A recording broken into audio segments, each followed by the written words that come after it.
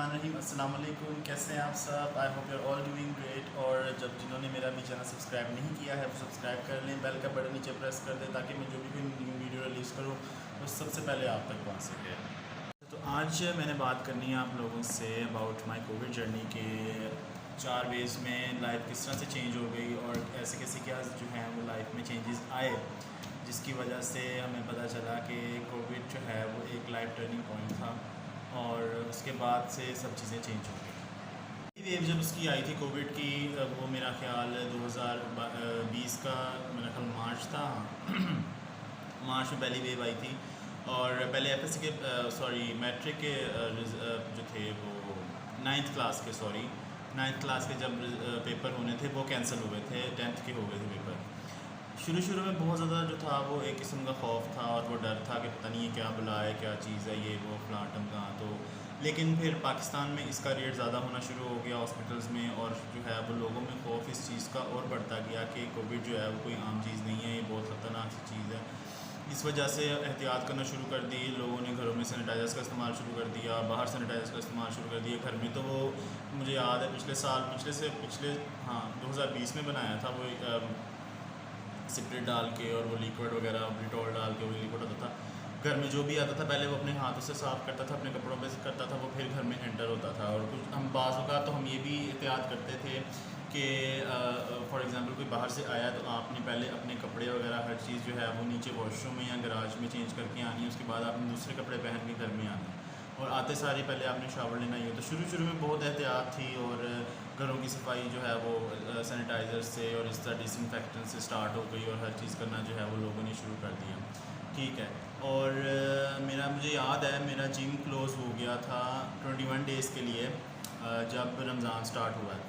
Ramzan start होने से थोड़ी देर पहले आई गेस पूरे मुल्क में लॉकडाउन लग गया था और जो जिम भी बंद हो गए थे, parlour, shopping mall, shopping centre, हर चीज़ बंद हो गई थी। और 21 रमज़ान को उसने फिर एक हफ़्ते के लिए जो है वो दोबारा लॉकडाउन खोला था। गवर्नमेंट ने, स्टेट ने जो है वो दोबारा लॉकडाउन कर दिया था ताकि लोग जो हैं वो शॉपिंग कर सकते हैं और जो भी उन्होंने करना है वो कर लें। शुरू में होता ये था कि जब हमने जिम जाना ना तो मास्क लगा के हर चीज़ पहन के हो भाई बड़ा मसला ये वो फ्लाटम का, और SOPs भी थे उनको फॉलो करना ज़रूरी था। उसके बगैर जिम वो घुसने नहीं देता था जो ओनर होता था जिम का, तो वो भी सारा पहन के जाना और दूर दूर खड़े होकर ना। मैं तो जाता ही उस टाइम था कि जब जो है वो रश कम होता था, क्योंकि फासला रखना ज़रूरी होता था। तो रश जब कम होता था तो उसी वक्त ही जाना और एहतियात भी करनी होती थी, क्योंकि अगर हम तो यंगस्टर है ना, हम अगर हो भी गया तो हम जो है वो रिकवर कर लेंगे, लेकिन जो घर में जो ओल्ड एज पीपल हैं लाइक आपके माँ बाप हो गए हैं, दादी वगैरह, उनके लिए जो भी हिफाजत करना पड़ती थी हम लोगों को।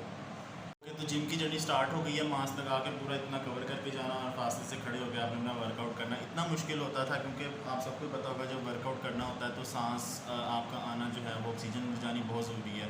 एक तो वहाँ मास्क की शील्ड आ जाती थी कि आपको सही तरह से ऑक्सीजन भी नहीं मिल जाती थी, और वो पूरा मास्क यहाँ से सारा गीला हो जाता था और वो अलग इरिटेशन। और गीले मास्क से तो आपको पता है वो बिल्कुल फ़ारग हो जाता है जो गीला मास्क होता है, तो फिर दोबारा से ना रोज़ चेंज करना और हर चीज़ करनी और अपने पास सैनिटाइज़र रखना और हाथों को अच्छे से सैनिटाइज़ करना। ये वो कोई भी मशीन, कोई भी इक्विपमेंट, कोई भी डंबल पकड़ना है, उसको पकड़ने के बाद अपने हाथों पर सैनिटाइज़ करना, और वहाँ से निकलते हुए मैं अपने इतने हाथ सारे पूरे धोता होता था अच्छी तरह साबुन से जिम से निकलने से पहले, और घर आते सारी जो है वो मैंने शावर लेना, वो हर चीज़ करना। अच्छा, फ़र्स्ट वेव गुजर गई, जुलाई में पता चल गया जी कि जुलाई में, अगस्त में आई गेस फर्स्ट वेव ख़त्म हो गई, लॉकडाउन खुल गया, हर चीज़ खुल गई, जो है लाइफ नॉर्मलाइज हो गई। नवंबर में जब सेकंड वेव आई उसके बाद जो है वो मामला फिर ख़राब हो गए। जिम थोड़ी देर के लिए बंद हुआ था लेकिन फिर खुल गया था, क्योंकि वो वेव इतनी ज़्यादा स्ट्रॉन्ग नहीं थी। लोगों ने फिर भी एहतियात की और वो सब जो है ना, लोग उस सेकंड वेव से भी निकल आए। अच्छा, अब जो थर्ड वेव आई ना, थर्ड वेव से हुआ ये कि मैंने आई गेस मार्च में अपना जिम चेंज कर लिया था, और जब मैंने जिम चेंज किया ना, मैं दूसरे जिम गया तो वहाँ पे रश, हर वक्त रश रहता था, क्योंकि वो एक बड़ा जिम था और एक अच्छा मतलब उसका एनवायरनमेंट भी अच्छा था और माहौल भी अच्छा, तो हर वक्त जिम जो है ना वो भरा रहता था। मेरा ख्याल मैंने आई गेस 15 दिन ज्वाइन किया तो मुझे ना अजीब सी वीकनेस सी फील होना शुरू हो गई, लाइक दिल उकताने लग गया, वीकनेस होती थी, जिम जाने को दिल नहीं करता था, सारा दिन बिस्तर पर पड़ा रहता था। फिर उससे अगले दिन मुझे ज़ुकाम होना शुरू हो गया, खांसी हुई हल्की हल्की, जैसे गले में ख़राश होती है ना, वैसे सीन होना शुरू हो गया। मैंने कहा नहीं, ये शायद मार्च था, जो मौसम बदल रहा था, इस वजह से भी हो सकता है कि मौसम की तब्दीली की वजह से ये मामला हो सकता है। 2 दिन बुखार चढ़ा, मैंने पेनाडोल खाई है, मैंने ऑल होके मैं ठीक हो गया जो है। मैंने टेस्ट नहीं करवाया, लेकिन मैं उसके बगैर ही 2 दिन में ठीक हो गया। चलें जी, ये हो गया। उसके बाद मेरे ठीक होने के तकरीबन 1 हफ़्ते बाद अम्मी बीमार हो गई। लाइक उनका उनका बॉडी टेम्परेचर 102 103 तक जाता था रात को, और उनको गले का मसला बहुत शदीद हो गया। गले में खांसी शदीद आती थी, उनसे कुछ खाया नहीं जाता था, मुंह उनका कड़वा होना शुरू हो गया। लेकिन उनकी स्मेल टेस्ट थी, और उनको वीकनेस बहुत ज़्यादा वीकनेस होना शुरू हो गई। तो वो किस तरह करके हमने डॉक्टर से चेक करवाया। उस डॉक्टर ने कहा हमने सारे टेस्ट कर लिए हैं उनको ना वो टाइफाइड है ना ट्यूबरक्लोसिस है, कुछ भी नहीं है, लेकिन एक दफ़ा फिर भी आप कोरोना का टेस्ट करवा रहे हैं। लेकिन जब डॉक्टर ने हमें कहा ना कोरोना का टेस्ट करवाने, तब अम्मी की हालत बेहतरी की तरफ आ रही थी। लाइक उनको बुखार चढ़ना बंद हो गया था, बस उनका गला ख़राब था। तो हमने कहा क्या करवाना है, तो लेकिन फिर भी डॉक्टर के कहने पर जो है हमने एक्सरे करवा लिया। एक्सरे का फ़ायदा ये हुआ कि पता चल गया डॉक्टर को कि उनको चेस्ट इन्फेक्शन है, और चेस्ट इन्फेक्शन जो है ना वो ऑटोमेटिकली चेंज हो जाता है कोरोना वायरस में। तो फिर लेकिन उसका हमें ज़रूरत नहीं पड़ी है, क्योंकि हम दोनों से फिर और आगे घर में और कोई बीमार नहीं हुआ, और अम्मी रिकवर कर गई। अम्मी को तकरीबन 1 महीना लगा, अम्मी रिकवर कर गई। तो मुझे डाउट पड़ता था शायद मेरे से किया है मम्मा को, या कहीं बाहर से उनको हुआ है, या मुझे तो ऑब्वियसली बाहर से हुआ है या जिम से हुआ है।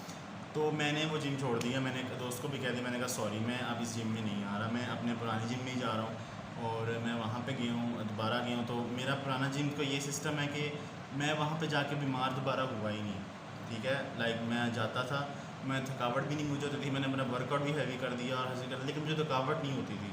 ये चीज़ बड़ी परफेक्ट होगी। तो मैंने कहा चलो ये वाला जिम मुझे रास है, इसका लोया जिसे कहते हैं ना, वो मुझे रास आ गया, मैंने अब वहाँ पर दोबारा नहीं जाना।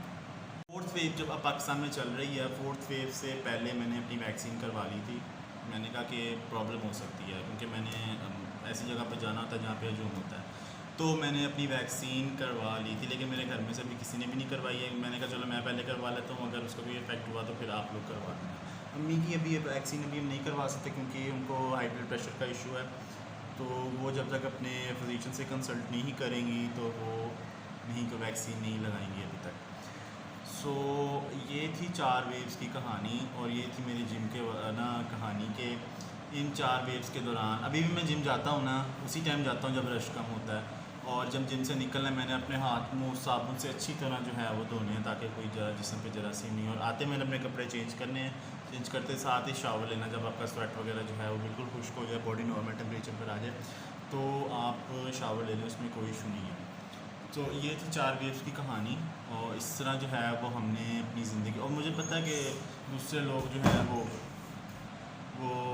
उनकी जो है 4 वेव्स की कहानी डिफरेंट होगी कोरोना वायरस के, लेकिन मेरी ये कहानी थी। और जॉब्स ऑफिस तो बंद ही थे, लाइक अभी कुछ खुले होंगे ऑफिस, लेकिन मोस्टली ऑफिस जो है मल्टीनेशनल कंपनीज़ के वो ऑफिस बंद हैं। और बस, लेकिन फिर भी जो है ना अभी कुछ लोग सर्वाइव कर रहे हैं इस वेव में, और होप्स हो कि ये जल्दी वेव ख़त्म हो जाए। गवर्नमेंट तो कह रही है कि डेल्टा वायरस बहुत ख़तरनाक है, इस पर तो वैक्सीन भी जो है वो असर नहीं कर रही है। लेकिन वैक्सीन लगाने का फ़ायदा ये होगा कि आपके जो लंग्स पे इफेक्ट पड़ता था ना, जिससे आपके सांस बंद होने का ख़तरा होता था और वेंटिलेटर पे जाने की नौबत आ जाती थी, वो नहीं होगी। अब ये आपके लिए बस खांसी, नज़ला, ज़ुकाम और बुखार ही रह गया है।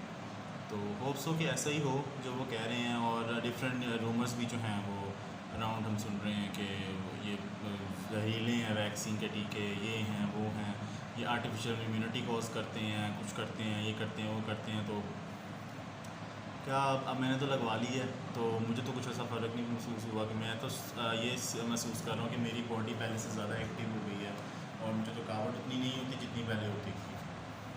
तो मुझे इसकी रोटी बना दो एक। बाबू आप भी रोटी बना दो एक मुझे।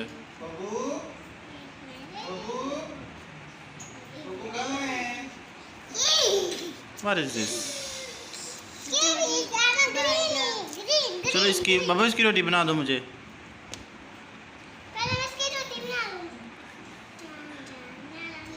जैसे नानी कैसे रोटी बनाती हैं? ये क्या है? क्या है? रोटी बना रही हो? रोटी बना रही है ये। वो भी निकाल दो, उसमें से वो भी। कौन सा डालना है?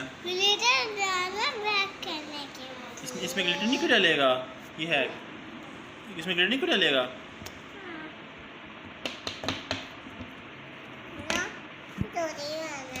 ये आप तो रोटी बना दो मुझे। देखी जरा रोटी देखी बना के दी जरा रोटी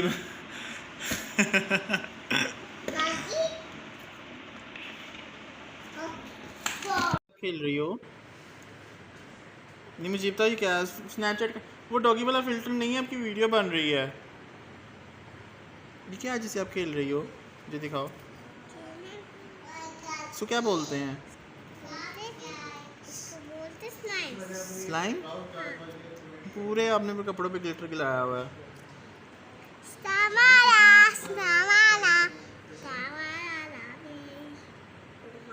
चार वेव्स की कहानी, और आपको मेरा ब्लॉग अच्छा लगा होगा तो मुझे ज़रूर सब्सक्राइब कीजिएगा। अपना बहुत सारा ख्याल रखिएगा, दुआओं में याद रखिएगा। ढेर सारा प्यार। अल्लाह हाफिज़।